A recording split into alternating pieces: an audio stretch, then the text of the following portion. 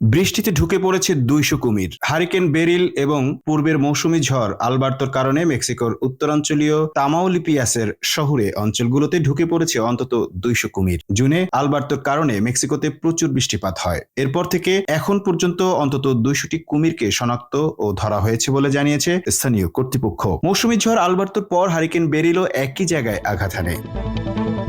বৃষ্টির কারণে উপকূলীয় উপহ্রদের পানি বৃদ্ধি পেয়েছে। এ কারণে কুমিরগুলো তাম্পিকো, সিউদাদ মাদেরো এবং আলটামিরার মতো শহরে ঢুকে পড়ে।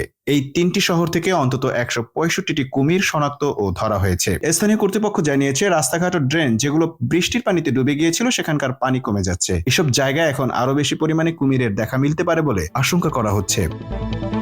সামাজিক যোগাযোগ মাধ্যমে গত কয়েকদিন ধরে শহুরে এলাকায় কুমির ধরা পড়ার বিভিন্ন ছবি ও ভিডিও প্রকাশিত হচ্ছে। এরপরই বিষয়টি সবার নজরে এসেছে। মেক্সিকোতে কুমির একটি সংরক্ষিত প্রজাতির প্রাণী। দেশটিতে কুমিরের দ্বারা সাধারণ মানুষের আক্রান্ত হওয়ার ঘটনা খুবই বিরল। তবে মাঝে মাঝে কুমিরের আক্রমণের বিষয়টি সামনে আসে। হারিকেন বেরিল প্রথমে ক্যারিবিয়ান অঞ্চলে তাণ্ডব চালায়। এরপর এটি মেক্সিকোর উপকূল এবং যুক্তরাষ্ট্রের টেক্সাস শহরের দিকে যায়।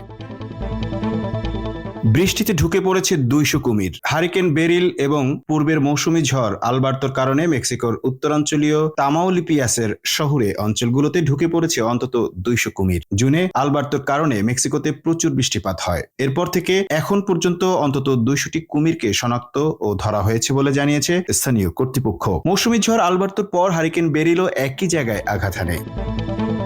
বৃষ্টির কারণে উপকূলীয় উপহ্রদের পানি বৃদ্ধি পেয়েছে। এ কারণে কুমিরগুলো তাম্পিকো, সিউদাদ মাদেরো এবং আলটামিরার মতো শহরে ঢুকে পড়ে।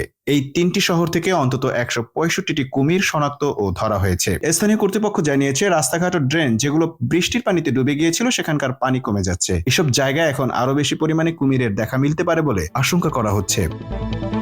সামাজিক যোগাযোগ মাধ্যমে গত কয়েকদিন ধরে শহুরে এলাকায় কুমির ধরা পড়ার বিভিন্ন ছবি ও ভিডিও প্রকাশিত হচ্ছে। এরপরই বিষয়টি সবার নজরে এসেছে। মেক্সিকোতে কুমির একটি সংরক্ষিত প্রজাতির প্রাণী। দেশটিতে কুমিরের দ্বারা সাধারণ মানুষের আক্রান্ত হওয়ার ঘটনা খুবই বিরল। তবে মাঝে মাঝে কুমিরের আক্রমণের বিষয়টি সামনে আসে। হারিকেন বেরিল প্রথমে ক্যারিবিয়ান অঞ্চলে তাণ্ডব চালায়। এরপর এটি মেক্সিকোর উপকূল এবং যুক্তরাষ্ট্রের টেক্সাস শহরের দিকে যায়।